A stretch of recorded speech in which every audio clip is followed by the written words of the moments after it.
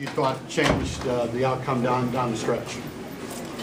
Well, we played much of the first half, a good bit of the first half without Alex Bentley and Nikki Green.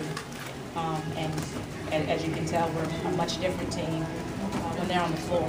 So I think down the stretch of the game, you know, Nikki Green kind of asserted herself. She got a couple big baskets down low for us. Dara Taylor got a couple of big steals. And I think we were able to get out in transition, and we got some easy baskets in transition, and that kind of gave us some momentum to close the game out the last minute when we were ahead. Did that also cut down your turnovers, having the continuity in the second half? Yeah, I think so. Definitely. When you've got a point guard who's been a starter for 3 years and has played in a lot of big games, having her on the court just makes things run a little bit smoother. There's definitely continuity that we have when she's on the floor. Talk about the decision to leave her in to get that third foul. You know, a lot of people in 7 minutes in the game, wouldn't let someone in to get a third foul like that. Can you talk about that decision? Well, two things that factored into that. Number one, Alex Bentley's experienced, and she's usually pretty good at playing. With 2 fouls, she usually makes pretty good decisions. But we also have Dara Taylor that I felt confident if Alex did pick up another foul and couldn't finish out the half, Dara Taylor could definitely handle the task. And we were able to keep the game close.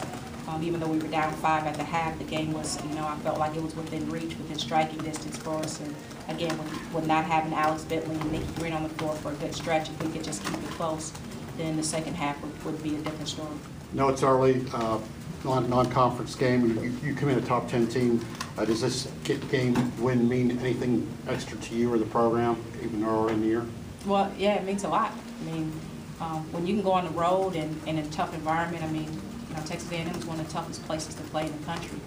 And it doesn't matter if it's the second game of the season or the last game of the season. When you can come in here and not play your best basketball, but come away with a win, that's certainly something, a positive for us and a positive we build on. But, Texas A&M is a fantastic team. They're young. They're going to get better as the season goes on. And, other teams are going to come in here and find that it's a pretty tough place to play.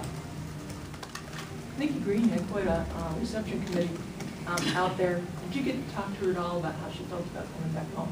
You know what? I didn't talk to her about it. I didn't want to make it a bigger deal than what it is for her.